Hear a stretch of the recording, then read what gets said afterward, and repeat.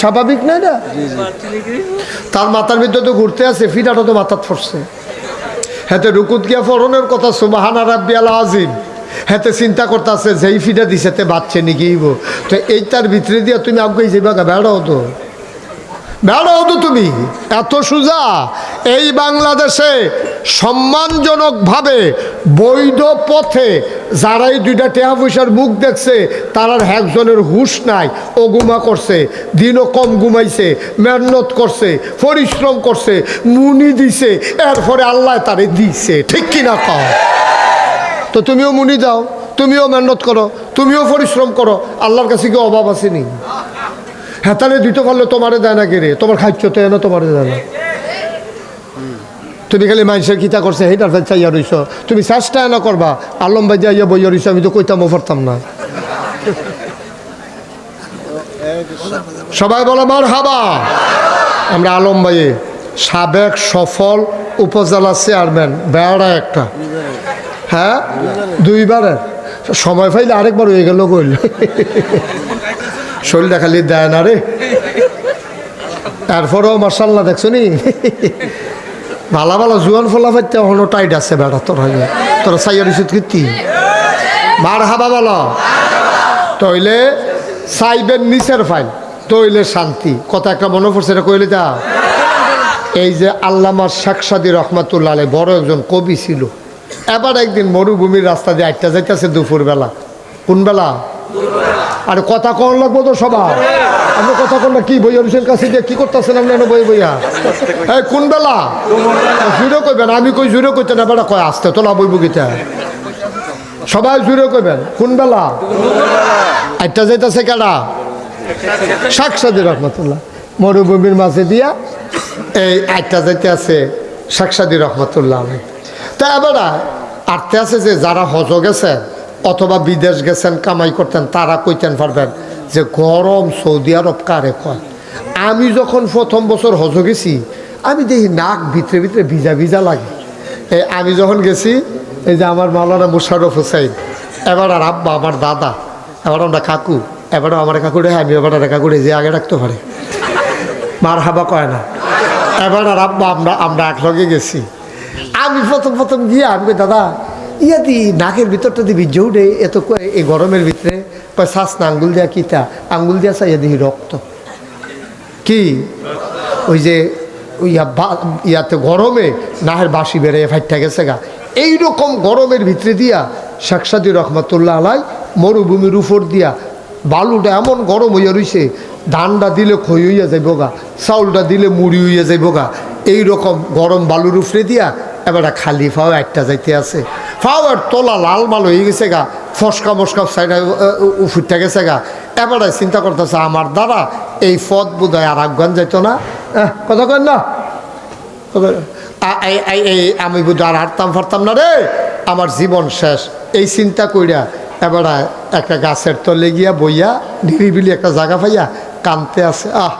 আমার যত হইতো না আর যাওয়া হইতো না, আল্লাহর কুদরত। এমন সময় চাইয়া দেখে একবেড়ায় আইতে আছে মরুভূমি দিয়া, এবার আর একটা ফাও নাই, লাডি দিয়া বর দিয়া কোন ইচ্ছা করে আইটা এবার আগাইতে আছে। শেখ সাদী রহমাতুল্লাহ আলাই লাভ দিয়া সাজদায় পড়ে গেছে। সুবহানাল্লাহ বলবেন না?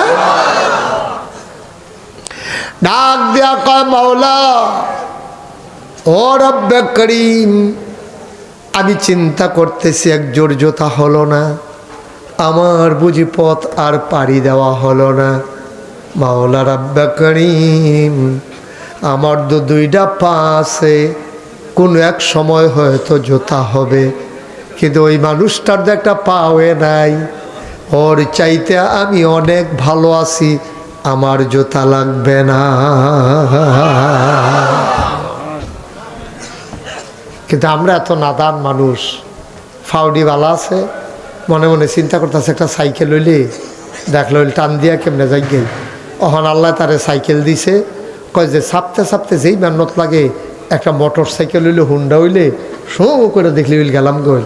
এখন মোটর সাইকেলও দিছে, তো একদিন মোটর সাইকেল লইয়া ম্যাগি ভিজা গেছে গা, কয় প্রাইভেট কার যদি হইতো, আর ম্যাগারে ভিজলাম না হইল। এখন প্রাইভেট কার হইছে, তে গিয়া কোম্পানি গুণ জামে পড়ছে, তে মনে মনে কইতাছে হেলিকপ্টার হইলে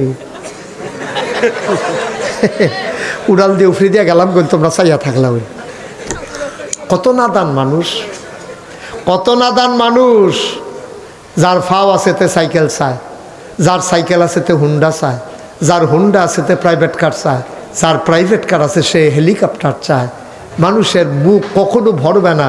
নবীজি কইছে আমার উম্মত এত নাদান উম্মত, মাডি সারা এটাদের মুখ আর বরণ যাইত না।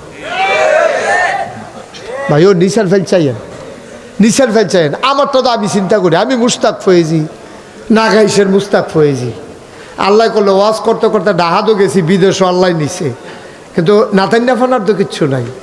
নিষেধতে ডাহা যাও না, ডাহাতে নাগাইশে অরফার ঠিক আছে কইলাম।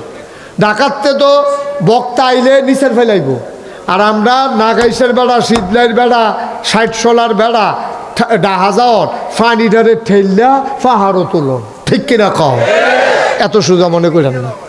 ফানিডারে ঠেললা পাহাড়ও তুলন যদ্দুর কষ্ট, আর আমরা নাগাইশের মুস্তাক ফয়েজি ডাহা গিয়া বিদেশ গিয়া ওয়াজ করন এর চেয়ে বেশি কষ্ট, অনেক কষ্ট। কিন্তু আলহামদুলিল্লাহ ফরন লাগবে যে যদ্দুর দিছে আল্লাহ আলহামদুলিল্লাহ। আর কত, আর কত মানুষে দাওয়াত দিয়া নেয়। এরপরে একটা মানুষে যখন দাওয়াত দেয় সর্বোচ্চ চেষ্টা করে হুজুরে কি ভালো জিনিসটা খাওয়ান যায়। ফোন করে আবার জিগায় হুজুরে কি পছন্দ করে, হুজুরে কি খাইতে পছন্দ করে। গরিব মানুষ, এরপরেও জিগায় হুজুরে কি খাইতে পছন্দ করে। জীবনে হাতে যেটা খাইতে পারছে না হুজুরের লেগে সেই খানার আয়োজন করে। এরপরে তৌফিক অনুযায়ী চেষ্টা করে সর্বোচ্চ সুন্দর একটা চাদর বিছানের লেগিয়া। এরপরে চেষ্টা করে হুজুরে বালা করে খাওয়াইয়া সুন্দর করে হাদিয়া দেওয়ার জন্য। এরপরে আমরা নাদানের দলে কিছু কিছু মানুষ আছে হাদিয়াটা পাইয়া টেহারা ইডা দিয়ে হালাই দেয়, এমনি সিহুন জিংলা দিয়ে উদাম করে ফতফাত ফতফাত করে করে খিচন যাইতো অসভ্য কহেনের হগিন্দির ফুট। এই যখন জাতু উঠে তখন এইরকমই হয়, ঠিক কিনা কম? এটা টেহাই হয় না নাদান। একটা বাইসে সারা বছর চাকরি করে কয় টেহা বেতন পায়? তুমি এক মাহফিলে কত পাও? খুশি বাসি যেটা দেয় এটার ভিতরে বরকত। নাদানের মতো টেহাইটা হাল দেয় হারাই দাও। এরপরে নাদানের মতো আমার এত না দিলে আমি যাইতাম না, এত নাদান কিরি কি হয় না? আল্লাহ আর কত দিত? তোমার মতো বেড়ায় কি কামো লাগলো? না হইলে একটা বক্তব্য পড়াইলে হল, না হইলে মসজিদের ইমামতি হইলে করলা হল, সুরটা কুদুর বালা কয়টা কথা শিক্ষা লইছ, এরপরে তোমার হন হয় না। কুদুর চিন্তা করে চলল আল্লাহ তোমার মতো বালা বালা বেড়াইছে, রাস্তাঘাটও হালাই রাখছে, তোমার এনে স্টেজও তুলছে, ঠিক কিনা কম? ঠিক আমার জায়গাত আমি, আপনার জায়গাত আপনি, যার যার জায়গাতে এতে সুখী থাকলে কইলাম সুখ। কারণ আল্লাহ ইজ্জত দেয়, আল্লাহ আবার ইজ্জত নেয়।